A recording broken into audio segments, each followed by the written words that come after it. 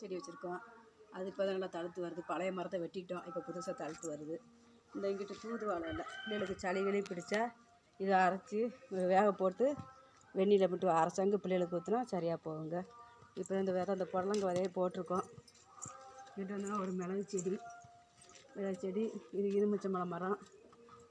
அப்படிங்கிட்டு இருந்தோன்னா இந்த டிசம்பர் செடி, இங்கிட்ட ஒரு முருங்கை மரம், இங்கிட்ட ஒரு கருவேப்பிலை கன்று, இங்கிட்ட ஒரு பிச்சிப்பூ. இந்த டிசம்பர் செடி கோயம்புத்தூர்லேருந்து வாங்கிட்டு வந்து நட்டியிருக்கேங்க. ஆசையாகவும் இப்போ தான் தழுக்குது. இது பெரிய மாதுளை மரங்க. மரம் தான் பெருசாக இருக்குது, காயை கெட்டவே மாட்டேங்கி அரை அறையாக விழுந்துருது. அணில் தான் கொறிச்சு கீழே போட்டுருது வளர்க்க. சரி, பெருசாக வந்துக்கிட்டு இருக்குது.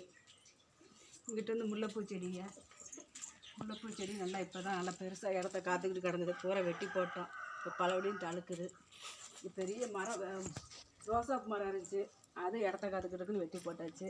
இப்போ பிச்சிப்பூ நட்டி வச்சுருக்கு, அங்கிட்டு கனகாமரம் நட்டி வச்சுருக்கு, செவந்தி பூ, மஞ்சள் செவந்தி. இது மருதாணி மரங்க. பூ மரம் இருந்தால் இது ஒரு வாடாமல்லி செடி இப்போ ஒன்று வச்சுருக்கேன். அது கோழி ஏதோ கொத்திடுச்சு வளர்க்க. அதான் என் பேரன் கொஞ்சம் கவலையாக இருக்கான். அவன் வச்ச செடி தான் இது. சொல்லு, நான் தான் வச்சேன், கோழி கொத்திருச்சு மக்களேன்னு சொல்லு.